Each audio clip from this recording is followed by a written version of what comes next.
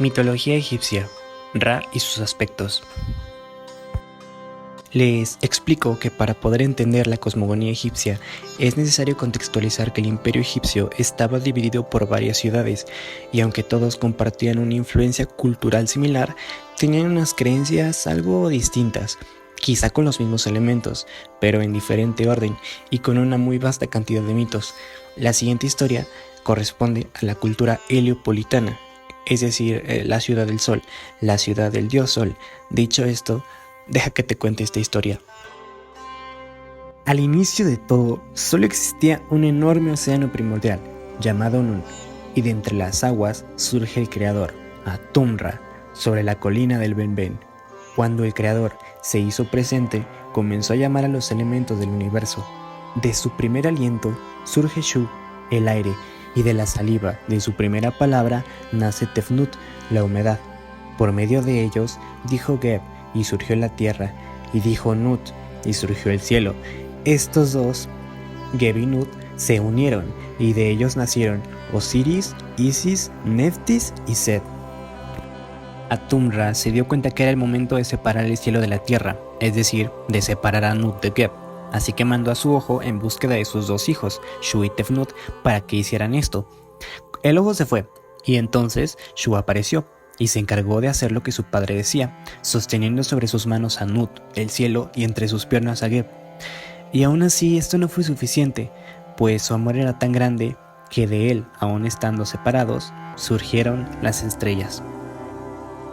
El ojo de Atum-Ra volvió entonces sin obtener lo que buscaba, pues Shu y Tefnut, es decir, el viento y la humedad, no eran visibles, pero cuando su ojo regresó, se dio cuenta que otro ojo ya había ocupado su lugar, así que comenzó a llorar, y de sus lágrimas nacieron los primeros hombres. El gran creador tomó el ojo y lo consoló, poniéndolo sobre su frente, y el ojo ardió por el afecto que el dios le tenía, así que se hizo sol, y lloró lágrimas de alegría, conocidas como rayos de sol, que llenarían de vida a todos los seres vivientes, y a su llegada invadiría de luz el mundo. El mundo ya estaba compuesto y recibió su primer día. Entonces el creador dijo: al amanecer seré Kepri, al mediodía me llamarán Ra, y al atardecer estaré completo, y mi nombre será Atum. De manera que el dios Ra tiene más de un aspecto, es algo diverso y se manifiesta con cada forma, simbolizando una determinada representación. En su primer aspecto tendremos al dios Kepri, que significa llegar a ser. Era el sol de la mañana, es decir, el renacimiento, el transformado, el victorioso, el de la nueva vida, el cual era representado como un escarabajo que empujaba al disco solar sobre el cielo, o con cabeza de escarabajo. Es un dios muy peculiar, pero que estaba íntimamente relacionado con el principio de transformación y la restauración de la vida. El siguiente aspecto corresponde al dios Atum, el que fue creado por sí mismo, el que porta la corona doble, el perfecto, la primera representación humana en un dios egipcio, y del que derivaría otra cosmogonía que indicaba la creación por medio de la masturbación de este dios. Fue un dios muy representativo de Egipto y uno de los más importantes también. De hecho, todos los seres vivientes derivarían por medio de su Ka, es decir, por medio de su alma. También nacería de aquí su sincretismo con Ra, es decir, Atum-Ra. Seguimos con Atum, que era un dios vivificador, bondadoso y en orden natural con la Ma'at.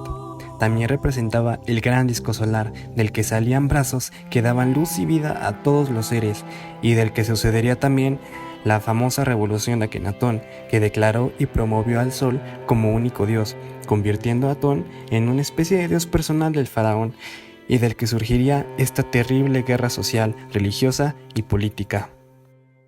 Ra, por otro lado, es el dios mayor, el símbolo de la luz por todo Egipto, sol del mediodía, de la vida, de los reyes, pues se convirtió en el dios oficial de los faraones y finalmente en la quinta dinastía sería elevado como un dios nacional y vinculando así el culto con otras cosmogonías, por lo que otros dioses fueron tomando un papel solar y así surgirían Horus Rahorakti como la personificación del sol en el horizonte, Uayet como el calor ardiente del sol, Sekhmet como su iconografía famosa de diosa solar, Hathor con el papel de la luz fértil del sol y por lo tanto relacionada con el ojo de Ra, Isis por su papel en el mito del nombre secreto de Ra que mantuvo en ella hasta el nacimiento de Horus, o la diosa Menjit que representa el poder de la luz y el disco solar en determinadas representaciones.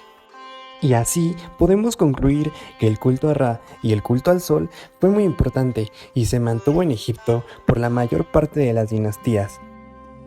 Muchas gracias por ver este video, creo que es un tema muy interesante y sobre todo muy pero muy extenso, con muchísima información, ya que la religión mítica de Egipto tiene que ver en gran medida en su cultura y en su sociedad.